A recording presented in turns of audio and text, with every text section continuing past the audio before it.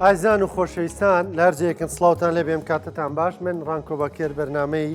پرسی ڕۆژتان پێشکەشەکەم بۆم ڕۆژ پرسی گەرم و گرنگن کە گفتوگویان لەبارەوە بکەین. ئەمڕۆ گفتوگۆکەین لەبارەی جەژنی نەورۆزەوە دەگەڕێینەوە بۆ ڕەگ و ڕیشە مێژوویەکەی نەورۆز. بابزانین نەورۆز لە چیەوە سەرچاوی گرتووە و میلەتی کورد کە نەورۆز بە جەژنی خۆی دەزانێ هەرچەندە چەند نەتەوەیەکی دیکەش ئەم جەژنە پیرۆز دەکەن، بەڵام بابزانین مێژووی ئەم جەژنە یاخود مێژوو چیمان پێ دەڵێ لەبارەی جەژنی نەورۆزەوە. ئەم پرس و بابەتانە گفتوگۆ دەکەین لەگەڵ زۆر بەڕێز دکتۆر دڵشاد زاموە، شوێنەوارناس پسپۆری شوێنەوار مامۆسایی زانکۆ. دکتۆر سڵاو لێبێ، بەخێرات سەرچاو، جەژنی نەورۆزی پیرۆز بێ. بەخێرات سەرچاو. دکتۆر بگەڕێینەوە بۆ مێژوو. مێژوو لەبارەی جەژنی نۆرۆزەوە چیمان پێ دەڵێ؟ سەرەتای سەرەڵدانی ئەم جەژنە لە کێوە بووە؟ بەڵێ خۆی بە شێوکی گشتی کاتێ باس لە جەژن و بۆنەکانەکەین دەتوانین دابەشیانکەین بە دوو جۆرەوە.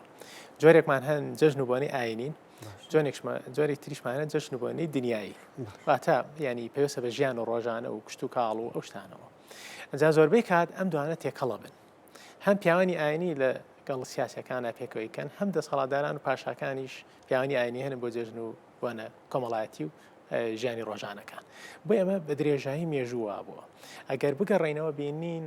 سەرەتای کشت و کاڵ لە کوردستان بووە، نزیکەی 10,000 ساڵ 12,000 ساڵێک پێش ئێستا وردە لادێ کشت و کاڵەکان دروست بوون. بۆیە مرۆڤ پێویستی بەوە بوو چاودێری گۆڕانکاری وەرزەکان بکات تا چاندن و دروێنەکان و ڕەز و باخ و هەموو ئەم شتانە ڕێک بخات، تەنان زاوزەی ئاژاڵەکانیش چاودێری بکات ئەوانەی کە ماڵی کردوون. ئەنجا بۆ ئەو مرۆڤانە بەهار و سەرەتای ژیانێکی نوێ بوو، بۆ ڕووەک، بۆ گیا، بۆ ئاژەڵەکان، بۆ هەموو شتێک.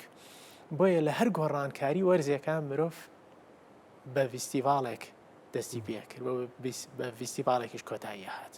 ئەمە لە کورداواری شاوایە، تەنانەت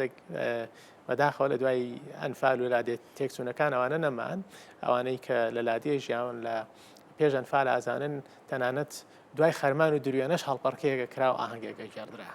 یعنی هەموو شتێک لەگەڵ هەرەوەزەکە ئاهەنگێکی بۆ کرا. جا بۆیە ئەگەر باس لەو جێژنە بکەین کە لەگەڵ سەرەتای بەهار، سەرەتای ساڵی خۆری، یەکەم ڕۆژی ساڵی خۆری کەیتر بڵێن بیستوێکی نەورۆزەکات و یەکی ساڵی تازەی خۆریە. ئەگەر باس لەمە بکەین ئەتوانین بڵێن لەو لادێ کشت و کاڵیانەوە دەستی پێ کردووە، بەڵام جارە 5,000 ساڵ نووسینمان نەبوو هەر نازانین ناوی چییە و چۆنیش بۆ وردەکارێکەی. دوای ئەوە نووسینە مێخەکان دەست پێەکەن، سۆمەریەکان و گەلانی تری میسۆپۆتامیا و زاگرۆس باز لەم جێژن و فیستیڤاڵانەکەن. لە کوردستانیشە خۆشبەختانە دەقی مەخیمان هەن کە هەم لە بەهارە و هەم لە پاییزیش هەم جەژنانە کراون. ئەوەی کە جێی سەرنجە یانی تۆژەرانیش دراسەیان کردووە بینن کە لە سەدەمی ساسانیشە ئێمە دوو نەورۆزمان هەیە. نەورۆزێکمان هەیە بە بۆنەی ئەوەی کە ئەهریمەن شەیتان کۆت و زنجیرە کرێ، ئەویش لەکەیە لە نەورۆزایە، چکە ئەهریمەن بۆ خۆی تاریکیە، تاریکی شەوانی درێژی زستانە، بۆیە زاڵبوونی ئەهریمەنە. بەڵام لەگەڵ ئەوایە بۆیە لە زەردەشتیاوترێت یەکسان بوون ئەو ڕۆژەی کە شەو و ڕۆژ یەکسانە بن، واتەی تر وردە ڕووناکی سەرەکەوێتەوە بەسەر تاریکیە. بۆیە نەورۆز لە زەردەشتیا بە مانای کۆتکردنی ئەهریمان دێت، چونکە ئیتر تاریکە شەوی درێژی زستان کۆتایی هاوسەرما و سۆڵە ژیان دەستی پێکرد، ڕووناکی هات. ئەمە یەکە لە خاڵەکان. نەورۆزێکی ترمان هەیە لە زەردەشتیا و لە سەدەمی ساسانیش کراوە، لە کوردستانیش کراوە، ئەویش نەورۆزێکی کەیە لە مانگی ئابە، لە مانگی هەشتا ئەکرێت لە دایکبوونی پێغەمبەر زەردەشتە. بۆیە ئەمە هەردوو نەورۆز لەو کاتەیە. لە کۆنتریشا لە دەقە مێخەکانە بۆ لە جەژنەکان زۆرتر پێویستراوە ئاکیتو وەکو فیستیڤاڵێک کراوە ساڵانە، لە نەورۆز دەستی پێ کردووە لەوێ 11 ڕۆژ بووە. لەم 11 ڕۆژە فیستیڤاڵەکان جیاواز بووە، بۆ نمونە یەکەم ڕۆژ چونەتە پەرستگای خواوەندە گەورەکان، لە هەندێک لە ڕۆژەکانە بتی خواوەندەکانیان بردو بۆ شارەکانی تر گێڕاویانە، هەتا هەندێک ئەمە پێویستە کاتە بۆی حەزرەتی ئیبراهیمەوە کە لە کاتی جەژنی نەورۆزا بۆ چۆبتەکانی شکانەوە کاتێک هەندێک لەبێت خەڵکەکان چونەتە دەرەوەی شار ئەمە بۆ یانێمەوەکو پەیوەستکردنەوەیەک بۆی ئەم جەژنانە لە کۆنەوە ناوی جیاوازیان هەبووە بەڵام هەر هەمیان دێنەوە سەرکوێ ناوە کە نەورۆز واتە ڕۆژێکی نوێ یان لە کۆنتراپی وتراوە نۆگڕۆژ یان نۆگرۆز هەر بەمانای ڕۆژێکی نوێ دێ باشە کەواتە دقیقن لەگەڵ سەری ساڵی نوێی کوردیشایەک دەگرێتەوە ئەوەی ینی ئێساش گفتوگوۆی بۆ ئایا نەورۆزی کوردیە یان بێگومان نەورۆزی کوردانە کوردیە و گەلانی تریش هەتا ئاگاتە تازیکستان و ئۆزبەکستان نەورۆزەکەن و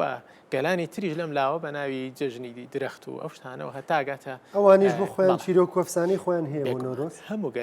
هەموو گەلێک چیرۆک کۆفسانی خۆی من ساڵێکیان داوت کرابووم کاتێک کە لە دەرەوە بووم لە هۆڵندا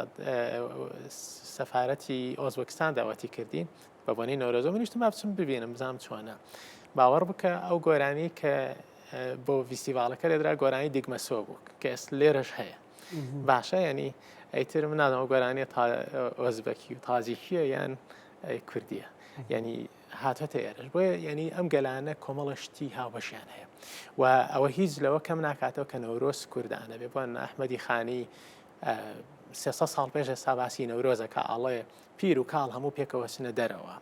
و پیرۆزەکەن عیدێ نەورۆزێ باشە دکتۆر لێرە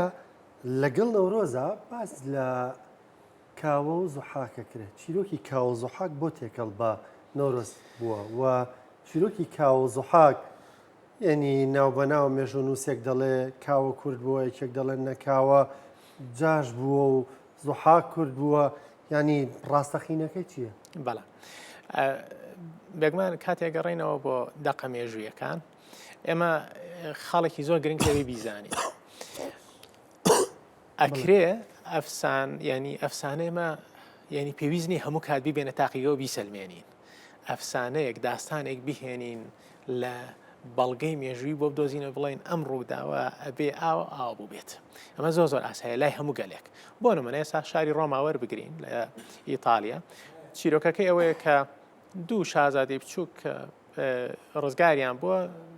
بە بچکۆلەی گورگێک شیری یاونەتێ و ئەوان ڕۆمان دروست کردووە ئیتر کەس نەها بۆ منە لە ڕۆما ڕەخنە بگرە بڵێ ئەم پەیکەری گورگ و مناڵە لابن ئەمە چیرۆکە گاڵتێ بە شارەکەمان بە مێژۆکەمان چۆنە بێ بەو شێوەیە جا بۆی ئەمە یەکێکە لەو خاڵانە پێشەوەی باسی ئەوە بکەین خۆی لەوە پێشەم چیرۆکانە هەر هاتۆ لە بڵێن ئەدەبیاتی کوردی و ئێرانی و شانامە ومانە چیرۆکانە وردەوە دەگێڕاونەتەوە و بۆی زیاکرا و لێکەم کراوە ئایا کاوە پاشایشی کووردە زوحاک یان بە پێچەوانەوە بۆ نمونە هەندێک گەڵێن زوحاک ئەستیاگی پاشای میدیەکانت بێگومان بڵێن بۆی بینەران و بیسەرانیش بزان ئەستیاک کۆتا پاشای ئیمپراتۆرەت و دەوڵەتی میدیا بوو کە کوڕێکی خسرێوی بەناوبانگەکە ئیمپراتۆرەتی ئاشووری ڕوخان و ئیمپراتۆرەتی گەورەی دروست کرد هەتا ئەنقەرە لە ڕۆژاوە هەتا ئەفغانستان لە ڕۆژهەڵات ئەوەنە ئیمپراتۆرەتەکەی گەورە بوو ئستیاک کۆتا پاشایە ئستیاگیان ئستیاک بەڵێ ئەنجا هەندێک گەڵێن ئستیاک زوحاکەکەیە کۆرشی فارسەکان ئەوە کاوەیە بەڵام لە ئەوەشمان بیر نەچێ هەر بە پێی گێڕانەوەکان هیرۆدۆس کۆرش دایکی میدیە دایکی کێ کچی ئستیاکە واتە بە حسابی ئەوان بێک ینی ئستیاک باپیرێتی لە دایکەوە بۆیە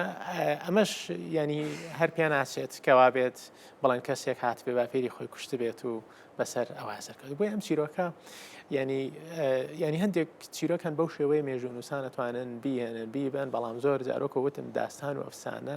تۆزێ سەختە بتوانی دەقێکی مێژووی بدۆزیتەوە ئیلا ئەگەر لە کاتی خۆیان دەقێک نەبێ سابانە داستانی گیلگامێش دەقی زۆر نزیک و جۆرا و جۆری هەیە بەو شێوەیە ئەوەیەکە لە خاڵەکان کەواتە مێژووی میلەتان پڕە لەم جۆرە ئەفسانانە و لەم جۆرە ڕووداوانە و مێژوو نووسەکانن ینی چۆنیان بێ ئاوای دەنووسنەوە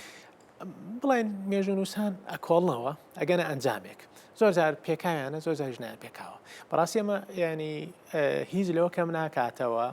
کە ئەگەر بگەڕێنەوە ڕووداوە مێژوەکان ئەبینین لەگەڵ تێپەڕبوونی زستانی سەختە. یعنی ئێمە با ئێستا بیر نەکەینەوە بۆ نمونە ئەوانەی کە 50 ساڵ 70 ساڵەمەوە پێش 30 ساڵ ساڵەوە پێش لە لادەکان ژیاون ئەزانن کە بە درێژایی بەهار و هاوین کار کراوە بەشێکیش لە پاییز بۆی خەرمان و زەخیرە بخرێ. بەڵام وردە پێشەوەی بەهار بێت هەموو شتێک تەواو بووە. بە تایبەتیش ئەگەر فەرمانڕەوایەکی زۆردار داگیرکەر بوو بێ یان ناوخۆیی بوو بێت، ئەم باج و سەرانەی زۆر لێسان بێتن ئیتر هیچ شتێکیان نەماوە لە کەند و کادێنێنە. بۆیە زۆربەی ڕاپەڕینەکان لەگەڵ توانەوەی بەفرا دەستی پێکردەوە، چونکە ئێمە لە بەهارە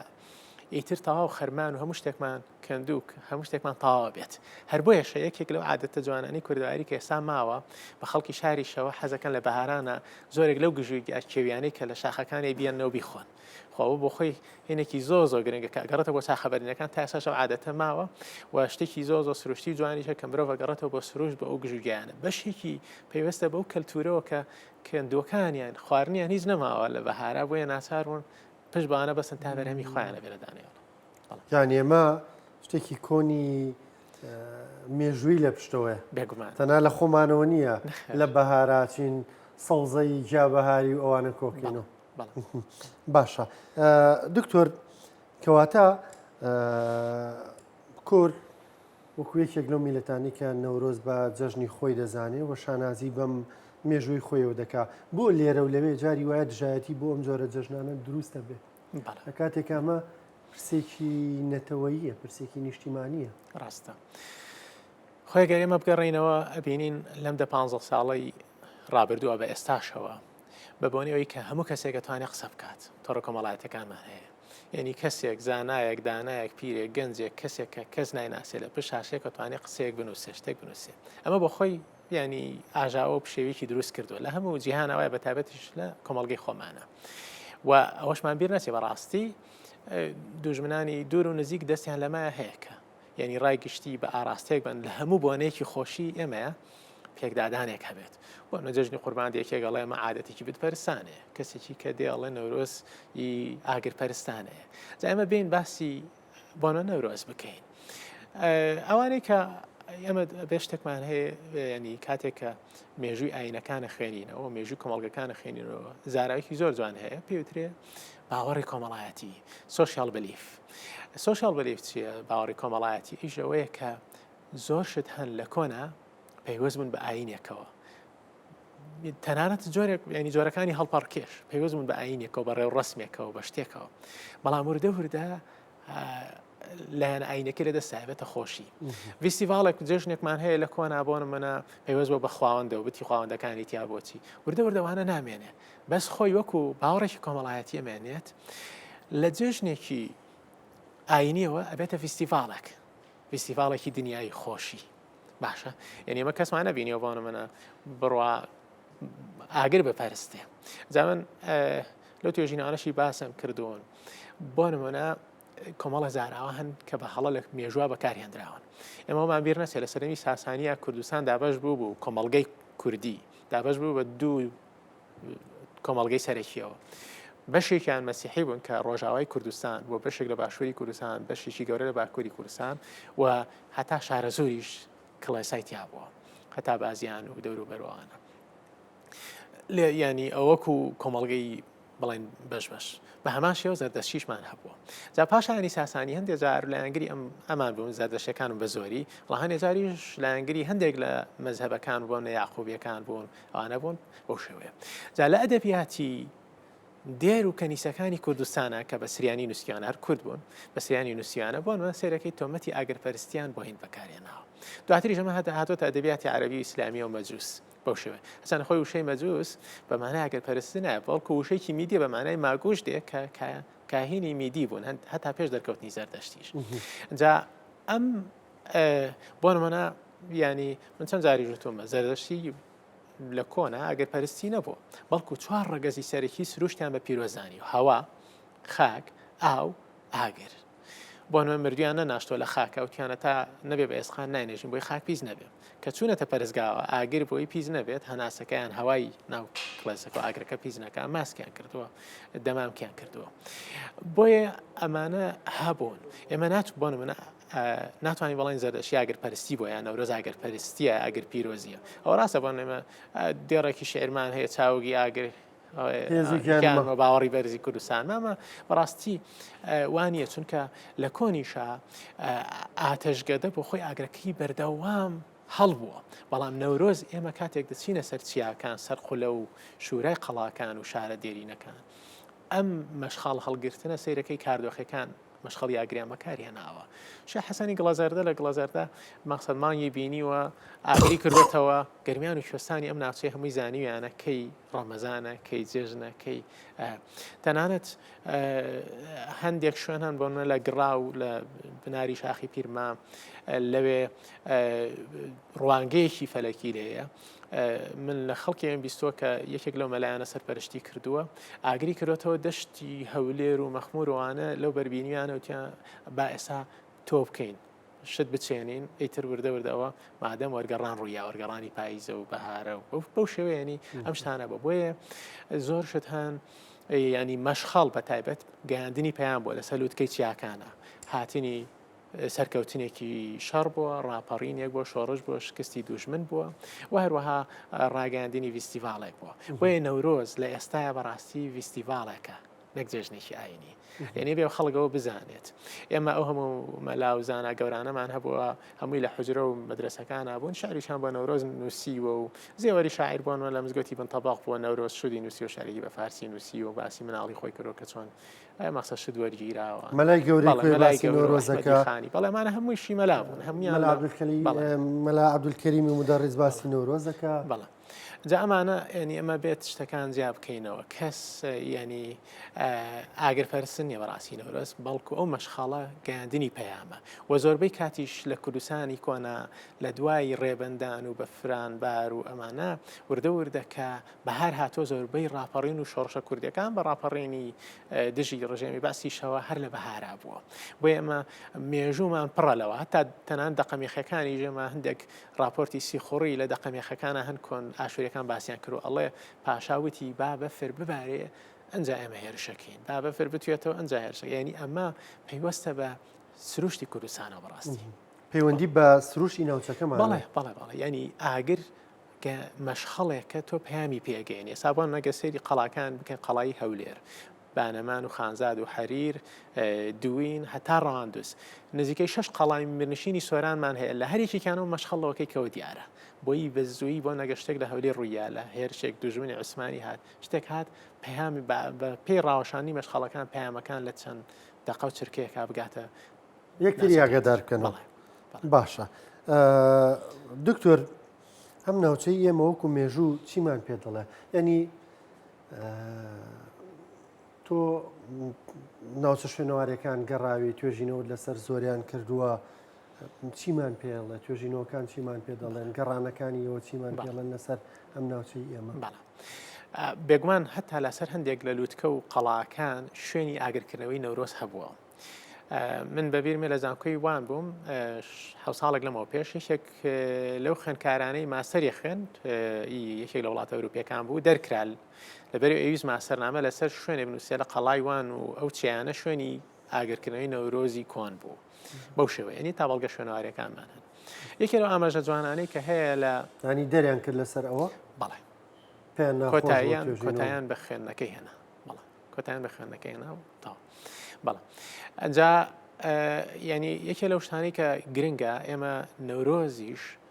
بۆ نمونە نەورۆزی کوێستان و گەرمیانمان فەرقی هەیە ئێستا یەکێ لەو دەقەمێخانی کە زۆر جوانە باسی چیەکە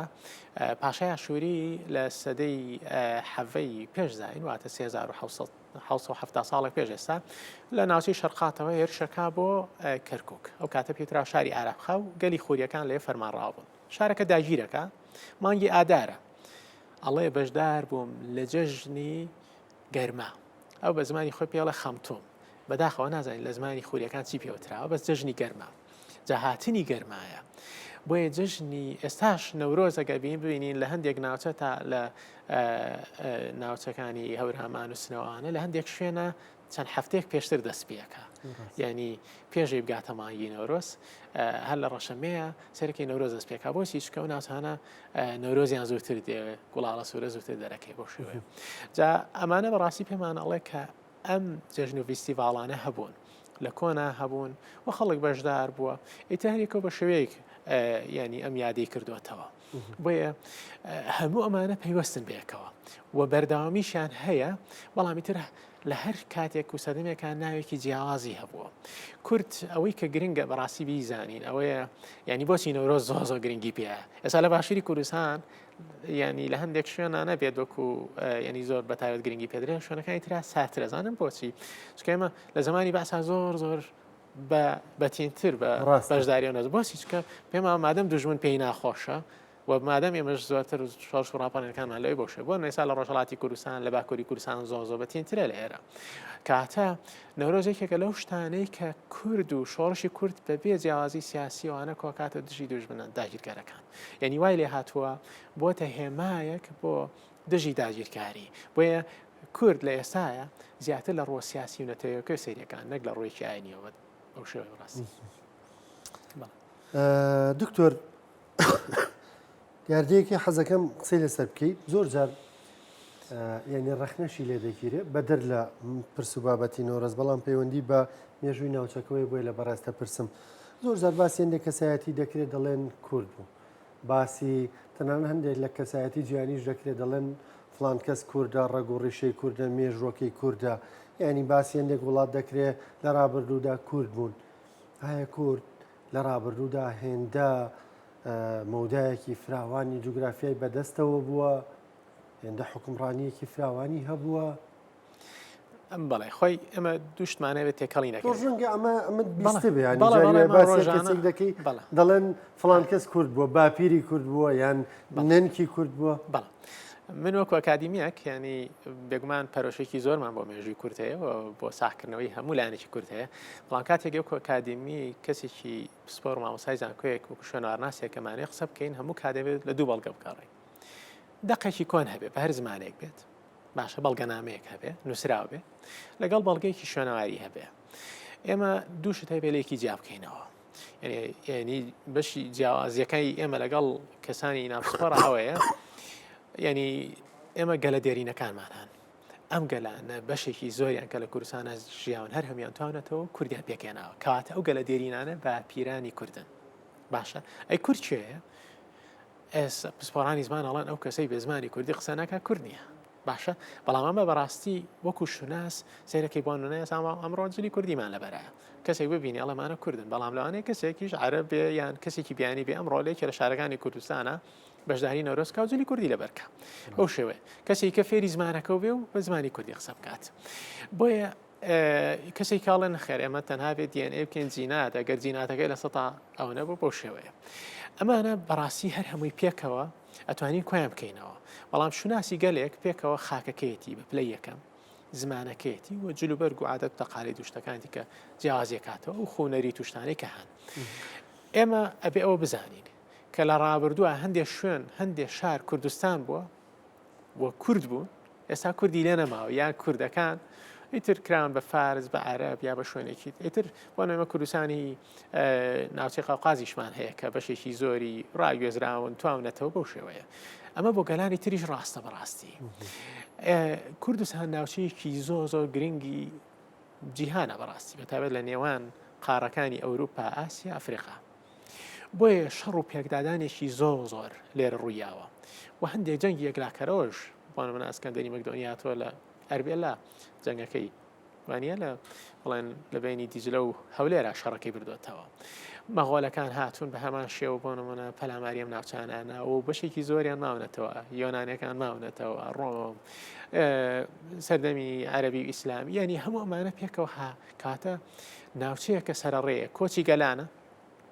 جەنگە هەموو ئەمانە بۆیە سیرەکەی ئەمە ئەچین بۆ ناوچەیەک خێرا ڕنگ و شێوە و باڵای کووردە گۆڕێ لە دۆڵێکی ترە گۆڕێ لە لادەیەکە گۆڕێ زۆر جار خەڵکێک بۆ نمونە یەکسەر سری خەڵکێک کاڵێ ئەمە خەڵکی فلانە ناوچەیە چونکە خەڵکی و ناوچەیە شێوە و باڵا و ڕنگ و چاو بڕیان بەو شێوەیە بۆی ئەمە هەمووی پێویستە بەو گەلە کۆنانەوە یعنی بۆ نمونە ئێمە ناوچەی سلێمانی گەلی دێرینی لولوویەکانمان هەن گەلی دێرینی لولوویەکان باپیرانی خەڵکی ناوچەی سلێمانین بەس هەمووشینە بلەوانەیە کەسانێکی تر دواتر بۆن لە ناوچەکانی ئەو پەڕی ڕۆژهەڵاتی ئاسیاوە خەڵک هاتپێ بۆ ئێرە لە سەردەمی مەغۆلەکان پێشتر دواتر هاتپێ بۆ ئێرە خەڵکێکی عەرەب هاتپێ لێرە توابێتەوە تورکێک هاتپێ لێرە توابێتەوە یۆنانێک هاتۆ تواوەتەوە بەڵام زۆرینە بەو شێوە ناتوانین بڵێن وڵای لولوویەکان باپیرانی خەڵکی ناوچەی دووهەکەن لەوێ خۆری و سوبارەکانمانە بەو شێوەیە جا ئەم گەلانە توانێتەوە کوردیان پێکەنە خاکی کوردیش زۆر زابۆن نە میدیەکان کە سنووری ئیمپراتۆریەتی میدیان گەیاندە نزیک ئەنقەرە ئەوەی ئەنقەرە ئێستا و کات ئەنقەرە نەبوو بەڵێن دەوڵەتی شەڕیان لەگەڵ دەوڵەتی لیدیا کرد هەتا لەو کاتەوە سیرەکەی فارسەکانیش دواتە دەوڵەتی میدیا ڕوخان شەڕ لەگەڵ یۆنانەکانەکەن بەڵام هیرۆدەس هەرەڵە شەڕی میدی بۆچی چکە یەکەم جار میدیان بینیوە میدی فەرەنجی لەبەر بە خۆی و ئەسب سواری و ڕومەکەیەوە کە ڕومەکەی خسۆتە ئێرە تەورەکەی خسۆتە گوێسکەی فەرەنجیەکەیەوە لەوێ شەڕی لەگەڵ سەربازی یۆنانی کردەوە بۆیە ئیتر ئەوان بە فارسەکانیشەوە میدی بەو شێوێ چۆن ئێمە لە ڕابردووە یەکەم جار ڕۆم هاتووە شەڕی لەگەڵ ساسانی کردووە لەگەڵ ئەشکانی کردووە بەڵام لە ئەدەبیاتی کوردی ئەماتەوە شاعیرانی خۆمان تا 150 ساڵ لەمە پێشکاتی عوسمانی هاتووە هەروتیانە لەشکری ڕۆم هاتووە جا بۆیە کوردستان بەڵێ لە کۆنا چەندین ناوچەی زیاتری لە بەردەستا بووە لە دەستیاوە لە هەندێک شوێنی شەڕاستی هەندێک شوێن کوردستانە و ئێستا کوردستانە جا هەندێک جاریش کورد توانێتی فەرمانڕەوایی زۆر ناوچە بکە و قەڵا و شار و فەرمانداری هەمووی لە بن دەستی کووردا بۆ سەردەمی سەلاحەدین قەڵا مەسەد ئیتر لە یەمەنەوە بۆ شام بۆ سوودان بۆ میسر ئەمانی هەمووی لە من دەستا بۆ و زۆربەی فەرمانڕەوەکانیش کرد بووە تا کورد لە دەرەوەی کوردستان فەرمانڕەوایی کردەوە بێ خاچی کورد بێت ئەمە ینی مێژووە خۆی زۆر گرنگە بەڕاستی ئەمە هەتا ئێستا بیرکردنەوەی زانستیشمان وای لێ هاتەوە بۆ نمونە ئەگەر توێژەرێ بێت توێژینەوە لەسەر جلوبەرگی وڵاتێکی دوور بکە لەوانەیە خەڵک بڵێن گاڵتەی پێ بکەم بڵێن بۆچی واکەن بەس خۆی کاتی خۆی ئەوروپا چۆن سەرکەوت بەسەر ڕۆژهەڵات و هەر 5 قارەکەشە تقریبا لە هەموو ناوچەکانی داگیر کرد بۆ نەبەتایە ئیسپانیا فەڕەنسا بەریتانیا توانیان باشووری ئەمریکا باکووری ئەمریکا ئەفریقا ئوسترالیا هەموومانە بگرن بۆچی چکە یەکەم جاران توێژینە لەسەر گەلەکانە کرد ئەجا زاراوەیانێ زۆر سەرنجڕاکێشکە ئەڵێن knowledge is power زانست هێزە بۆ ئێمە وەکو کورد زۆر تەسک بیانی بیرەکەینەوە وامان کردووە تەنانەت ناوچەکانی خۆشمان دەوروبەری خۆشمان بە باشی نەناسین بۆیە ناتوانین خەڵکی ناسی خۆشتە ناسی وردە پەلانی داهاتوو دەبێ ئەمانە بەڕاستی وای کردووە بۆ یەکێک لەو شتانی کە زۆر گرنگە ئەمە چیاکانی کوردستان پارێزەری کورد بوون لە هەمان کاتی شاه هۆکار بوون بۆ دروست نەبوونی دەوڵەتی کوردی دروست نەبوون بەڵێ چونکە ئێمە لە پشت هەر دۆڵ و چیاکەوە ئەوەی ئەمدی و ناخوێنێتەوە ئیتر وای کردووە ئێمە تۆزێک یعنی هەتا بیرکردنەوەشمان فەرقی هەبێ بۆ نمونە گەلانی کەنار دەریا چۆن بیرەکەنەوە گەلانی دەشتەکان چۆن بیرەکەنەوە یعنی ئێمە سروشتە بەڕاستی کاریگەری هەیە یعنی ئێمە بێدایمەن ئەوە بزانین کە تۆر لەگەڵ پێشکەوتنی سەردەم و تەکنەلۆژیا و زانستا ئەمە گۆڕانکاری بەسەردا نایە چۆن گۆڕانکاری بەسەرانە سابۆنە منە هەر لەم کەناڵەوە کاتێک کەسێکی کرمانجی دێ بە کرمانجی قساکە یا هەواڵەکان بە کرمانجی خوێندرێتەوە لەگەڵ 10 ساڵەمە پێشە 20 ساڵەمە پێشە چۆن فەرقی نییە یعنی بۆ نمونە لە کرمانجی لەوانەیە باسانی تێنەگەشتێت بەڵام ئێستا لە ڕێگەی کرانەوەی سەردەما توانێت سیرەکە هەر کوردیە و زۆربەی زاراوەکانیش بە شێوەیەک لە شێوەکان وشەکان ئێمەش بەکارێنین بەڵام لەوانەیە گۆڕانکاریان دێت بەبستم لەوەیان پێشکەوتنی سەردەم ئەم کاریگەری چیاکانیش کەم ناکاتەوە کەمیەکاتەوە بەڵام کێشەی کورد تاساش بیرکردنەوەی خێڵایەتیە ببوورە ینی ڕاستێکە هەمومان پێمان ناخۆشە بەڵام کەمتر توانیمانە تێیپەڕێنی کێشی بیرکردنەوەی خێڵایەتی چییە دکتۆر ئەوی تۆ لە ناو مێژووەکان کێشەکە چییە یعنی هێسابانە منە ئێمە لە سەردەمی بنیشینە کوردیەکانی شابەڕاستی زۆر جار پێویست بۆ دەوڵەت فراوان بکرێ بۆ سامیری سۆران سنووری دەوڵەتەکەی فراوان کرد زۆر گەورەتر لە سنووری هەرێمی کوردستانی ئێستا بەڵام سەرەکەی هەر میر و هۆز و ئاغا و مەلا و هەموومانە پێکەوە ئیمزان کۆکرێتەوە داوانە سوڵتان کردەوە میرین لە کۆڵیان کاتەوە چکە مێنشێنی بادینانی ڕوخانە سنووری لەسەر حسابی بابان فراوان کردو بەو شێوەیە یعنی ئێمە کێشەکەمانەوەیە یان بۆ نەکاتێ میستەڕیچ لە سلێمانی بووە سێرەکەی باسی ئەوە ئاکات ئەم ئامۆزا و ئەم برایە مەیلی ئێرانی هەبوو ئەمریکایان مەیلی ڕۆم و عسمانی هەبووە و ینی ئەمەیەکێک لە کێشەکان بەڕاستی جا ئەم بیرکردنەوەیە ئەتواندرێت سوودی لێ بێنرێ سابوان من نمونەیەکە هێنمەوە کە لانێ تاسا هیچ مێژوون و سێباسی نەکرد بێ عەبدوڕەحمان پاشا زۆ بینی لەگە والی بەغا خۆش بوو بەڵام کاتێک والی نەما داوای لێکرا عوسمانیەکان داوای لێکرد کە ببێ بە والی بەغداد واتە هەموو عێراقی لەبەردەسایە بە کوردستانیشەوە بەڵام نەیکرد ینی کاتێک بنکۆڵی مێژوی بابانەکەی سیرەکەی ترساوە لەوەی کە ئێرە بەجێ بێڵێ ئامۆزا براکانی تەسلیمی ئێرانی کەن یا میل بگۆڕن و نامێک بۆ شاونێرن و بۆ شێوەیە بەڵام مام جەلال وای نەکرد مام جەلال چۆ بەغا باشە ئەگەر هیچبی بۆن بیوتان بە تەنها خەمی سلێمانی و ئەوانیە لایەنەکەی خۆمە بەو شوێ بەڵام وای نەکرد بۆ سوودی بۆ کورد هەبوو تا مام جەلال هەبوو کورد پێگەی لە عێراق و لە جیهانیشا بەهێزتر بوو باشە یعنی ئێمە دوو هۆکە بۆ نەتوانی پێوەستی بکەیتەوە کاتە بیرکردنەوەکانە گۆڕێن باشە و لە سیاسەتی شالە وەش پیشانەدا کە بۆ نمونە مام جەلال عەقڵی خێڵی تێپەڕاندووە بێگومان بەڵێ باشە یعنی توێ بڵێ عەقڵی خێڵگەرە هەمیشە بەرتەسێک بیرەکاتەوە خۆی زۆ گرنگە بۆ شۆڕش بۆ پاراستنی نەریتی کوردایەتی یعنی ئەوە نیە بەساوان نێمار بڵێن وڵاتر خێڵ و عشیرەت نە خێڵ و عشیرەت زۆشتی جوانی تایە باشە زۆشتی جوانی تایە بۆ نمونە جلوبەر پارێزراوە عادەتی کوردەواری پارێزراوە لە کاتی شۆڕش و ڕاپەڕینە لێ قەومەوە هەموو شتێکی جوانی تایە بەس زۆ گرنگە ئەم خێڵە بۆ نمونە لەگە خێڵەکەی دراوسیشە ئەوە نیە کوردانە بیرکاتەوە فراوانتر بیرکاتەوە ئەمە یەکێکە لە کێشەکانمان یعنی من ناڵێم بەڕەهایش قسەم نەکڕ قەتری بەڕەهای قسە ناکەم بەڵام ینی پێویستە فراوانتر بیرکەینەوە ئەو کاتە بێگومانیش زۆ جوانەکەیکە لەو شتانەی کە ماوە ینی بە تەنانەت جلوبەرگ و ینی شێوەزار و ئەمانە لەناو خێڵەکانە کە ماوەیەکێکە لە خاڵەت جوانەکان کە هەندێک لە خێڵەکانە توانین بڵێن مێژوویەکی نەک سەدان ساڵە بەڵکو هەزاران ساڵەشیان لەم ناوچەیە هەیە باشە دکتۆر کەواتە دوپرسیارم چەندە گرنگە احتیفاظ بکەین بە زمان و جلوبەرگ و کلتور و فەرەنگی خۆمانەوە و جەژنی نۆرۆزی وەکو جەژنێکی کوردی کە کوردیێکێکە لەو میلەتانەی کە بە جەژنی خۆی دەزانێت بیپارێزین و جەژنە نەوە بەنەوە لای خۆمان ڕێی پێ بدەین وە گەشەی پێ بدەین وە بیپارێزین بەڵێ ئێمە گەلێکین دەوڵەتمان نییە بۆیە زۆر شت هەیە بۆ کەسێکی ئینگلیزی فەڕەنسی لانەیە بەهاکی نەبێت بۆ نمونە کەسێک لە پاریز یا لە لەندەن نایە بڵێ شارەکەمان پڕ بووە لە خەڵکی بێگانە باشە شوناسیم شارەمان فەوتە بۆچی چکەوان هەموو جیهانیان داگیر کرد خێربێرەکان برد بۆیە ئاساییشە خەڵکەکانیان بێت چکەوانە ئەویان تێپەڕانەوە بەڵام ئێمە لەبەروی دەوڵەتمان نییە زۆ پێویستمان بەوەیە لە زۆر کایەکانی شوناسی خۆمان پارێزین لە جلوبەرگە زمانە تەنانەت ینی زۆر ئاسایی ئەگەر ینی دەنگێکی ڕاستیستین ئەگە بڵێن کەسێک بڵێ کاکە بە ئەم شار ولادیە شوناسی نەفەوتێت خەڵکی بێگانە زۆر نێتە ناوی بەتا ینی بێگانە دراوسەکان چکەوانە کا لەسەر سڕینەوە شوناساکەن جا بۆی ئەمە یەکێکە لە خاڵەکان نەورۆزیش ینی بێ هەموو ئەو بزانین کەس بە دیدێکی ئاینی لێر ناڕوانێ بەڵکو ێستا بۆتە ڤیستیڤاڵێک بۆ ینی کاتێک ناوی جەژنی لێنێ یەکسەر خەڵکەوانی ئەو حەزەرەی لێکات ئەوە یەکێکە لە خاڵەکان ئەگەر نابۆ ناوکو بوتە مەحمەدی خانی هەم مەلا بوو هەم شاعیر بوو ئەڵێ عیدا نەورۆزێ ینی ئەمەش ینی زاراوەیەکە ینی بەکارهێنراوە بۆی نەورۆز وتا ئێستاش هەتا ئەو کاتەشی کورد دەبێ بە دەوڵەت لە هەر چوار بەشەکە و کوردستانی گەورەیە ئەبێتە ڕەمزێکی خەبات و ینی شانازیکردنێکەوە ینی وەکو چۆنەوترێ لەگەڵ ئەم ڕۆژەیە دەرفەتێک بۆ ڕاپەڕینێک بۆ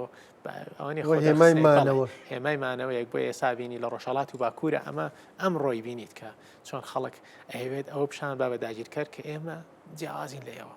ئێمە خاک و نیشتیمانی خۆمانە ئێمە کوردین مادەم داگیرکەر پێی ناخۆشە بۆیە خەڵک زیاتر سوورە لەسەری هۆکارێکی تەناوەیە زۆر بەڕێز دکتۆر دڵشاد زانوە شوێنەوەرنا سپاس دەکەم سپاس بۆ ڕوونکردنەوەکان سپاس بۆ بەشداریکردنی دکتۆر لەگەڵمان سپاس سپاس بە خێرات سەرساو